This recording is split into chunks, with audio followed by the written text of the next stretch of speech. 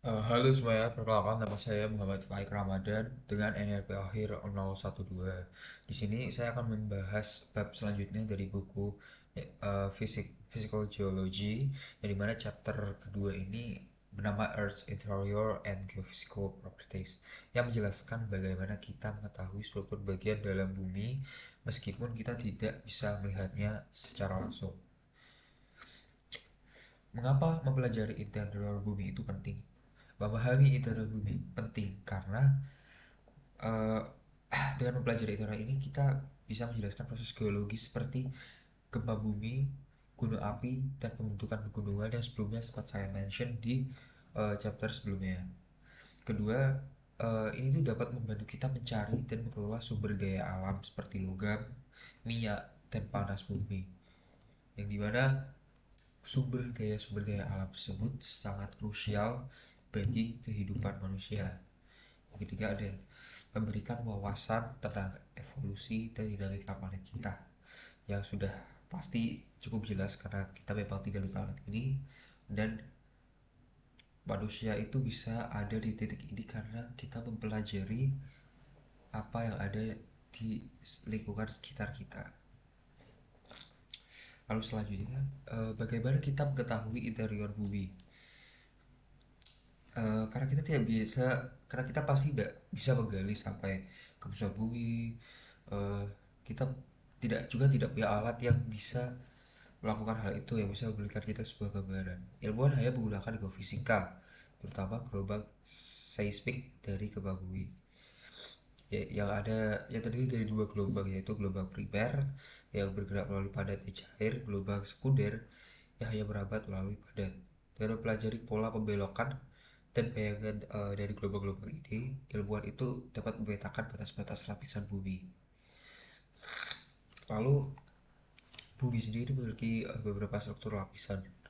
Dari hasil penelitian, kita tahu bahwa bumi memiliki tiga lapisan utama. Yang pertama itu ada kerak atau crush, lapisan terluar yang terluar yang tipis terdiri dari eh, kerak benua dan kerak samudra.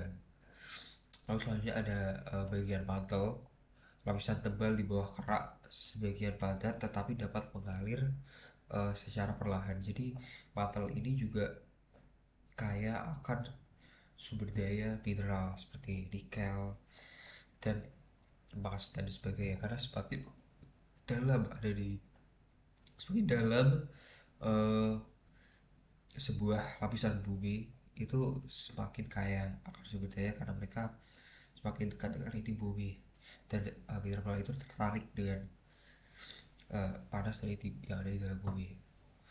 Lalu saja ada inti bumi atau core yang terdiri dari dua, inti luar atau cair yang menghasilkan medan magnet bumi di dalam atau padat, terutama besi dan nikel. Konsep penting lain adalah isotasi, yaitu keseimbangan gerak yang mengapung di atas mantel. Misalnya gunung tinggi memiliki akar yang dalam, jadi intinya itu bisa sampai sangat-sangat dalam, inti yang mengeluarkan lava itu. Selanjutnya ada panas bumi dan geofisika. Bumi terus melepaskan panas dari dalamnya, sebagai sebagian berasal dari dan sebagian itu berasal dari per peluruhan radioaktif, yang dimana ada gradien geotermal yang menunjukkan bahwa suhu naik saat kita turun ke bawah permukaan. Jadi ada aliran panas yang memengaruhi pergerakan mantel dan tektonik lempeng. uh, Selain itu, pengukuran gravitasi dan medan magnet juga membantu memahami distribusi massa dan sifat di dalam bumi. Uh, jadi di chapter 2 ini sendiri menunjukkan bahwa meski kita tidak bisa mengintip ke dalam bumi secara langsung, tetap teknologi dan prinsip fisika memungkinkan kita untuk memahami lapisan-lapisannya. Jadi pengetahuan ini tuh menjadi dasar gempa bumi, vulkanisme, dan proses tektonik dibahas di bab selanjutnya. Oke, sekian dari saya. Terima kasih. Wassalamualaikum warahmatullahi wabarakatuh.